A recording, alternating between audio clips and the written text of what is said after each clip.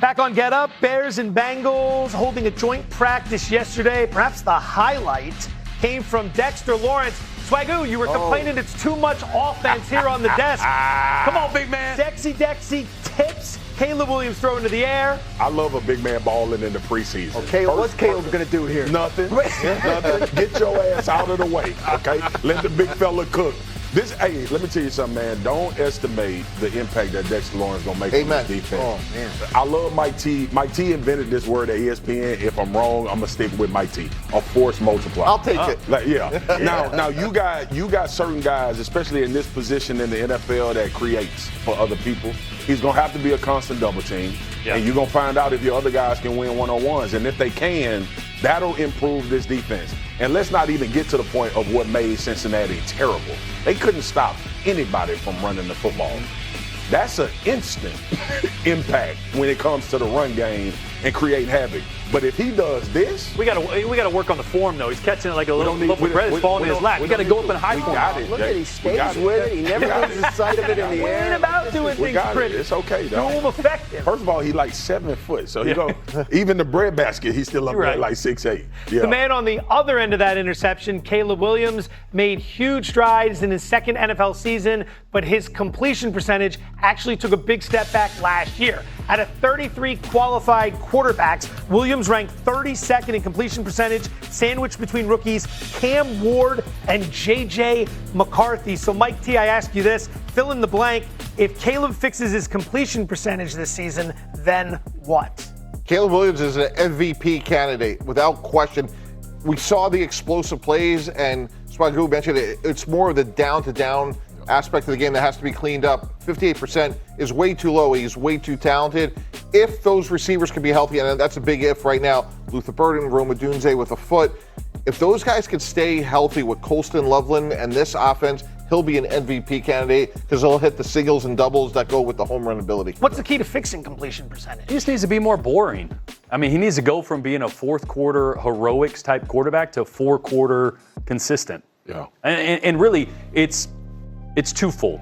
In a new system, you're thinking more than you need to, so your timing is off, which means your footwork's off. And his area of concern was 0 to 10 yards. He was second worst in the NFL, completing only 60% of those. League average is up around 70%. Those are the layups. Those are what keeps drives alive. We know he can make the downfield throws off his back foot, the heroics when he needs it. I want to see him complete more of the layups, which means his footwork's got to be better, which means he's got to be thinking less. All that will come year 2 in Ben Johnson's system, so I'm not worried about that. If he does that, and they can be 4 quarters consistent instead of fourth quarter heroic, this team's gonna be really good. He will be in the MVP conversation. He's gonna ascend the superstar.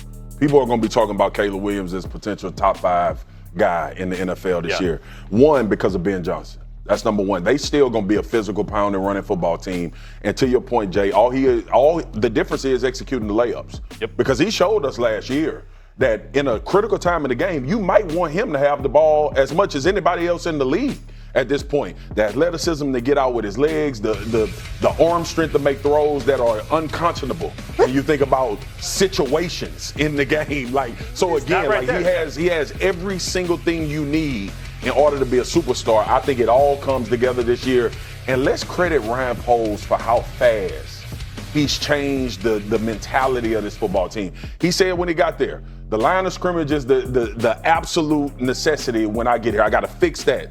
They found a quarterback. I'm not saying they looking for one. They found one. Caleb Williams is going to be a superstar, guys. Remember that. And then Ben Johnson understanding who his quarterback is, knowing that he has that elite ability late in games, just settle him down to your point, Jay, and you get those layups, those 2-pointers, those mid-ranges that KD like to shoot, and then when the 3-pointers are necessary, he going to knock them down. There's a lot to like about this team based on what we saw last season, but on the other side, there are some concerns as well. Come to me for the negative. Why do you always do this? You branded yourself Bears. Yeah. Has he not? They could struggle on defense. I have a little concern about the defense. But he's saying it with a smile. He's saying it in a very charming way. I mean, Dennis Allen's a really good coach. He's a defensive coordinator. Maybe he figures some things out. They look a little short personnel-wise on that side of the ball, which, Ben Johnson's talking about setting the scoring record. They may have to. But, Caleb Williams, I mean, even if they do make him boring in quarters 1 through 3, the fourth quarter stuff's never going away. He's always going to be able to do that. Yes. So I think that, you're talking about making this the complete package, more than a one-year project, which is fair. And just to add to Dan the Downer here,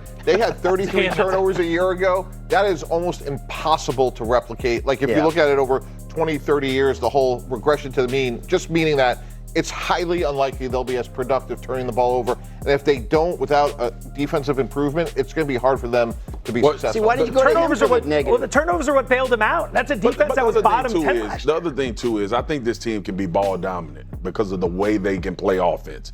I think they can limit possessions for the opposing offense. And at times, to your point, Graj, they're going to have to play that way.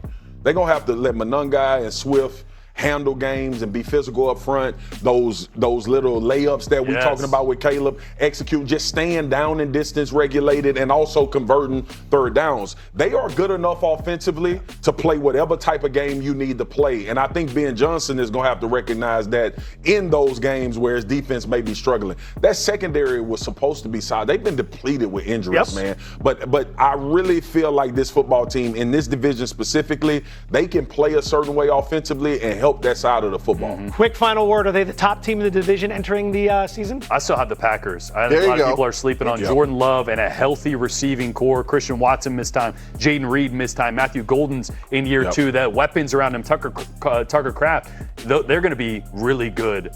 And Jordan Love is forgotten about how talented he is. With Murray taking over in Minnesota, too, it feels like every matchup in that division is going to be a good one. Time to get up and go. Since arriving after that quick stint in LA. And then finally, Philadelphia. What's at stake for Jalen Hurts' future this season? I think a lot, considering he was Super Bowl MVP a year and a half ago.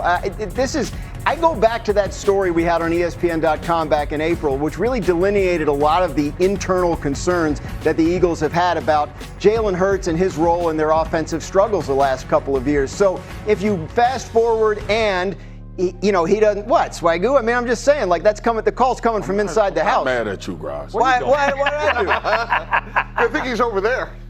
Drop in. Well, I've heard the banter this summer, and you know what pisses me off, man, is like, we kind of undermine the fact that this dude has never had a coordinator. I get it. Consecutive years. I'm saying it's not fair. Just know that it's not directed towards you. I understand. But my point is, a Super Bowl MVP went to a Super Bowl and probably would have been the MVP of that one if they would have won the game. And we having conversations about if he can be the quarterback for a franchise that has consistently won games. Like, you could be the Raiders.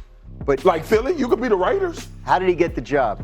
With Carson Wentz going down. When they decided to move on from Carson Wentz. Graj, I know that, but Carson Wentz did not win a Super Bowl and be an MVP, and he didn't go to another one. The first year they won the Super Bowl, Carson Wentz was an MVP candidate and helped get them there, Graj, right? And they still move on a year and a half later. I understand that, and I know this is Philly's MO. They will move on from you. I'm not talking about Philly. I'm talking about the conversation revolving around Jalen. I'm with you. I'm just trying to forecast what might happen, not what should happen. And to Swagoo's on the negative side again, I see.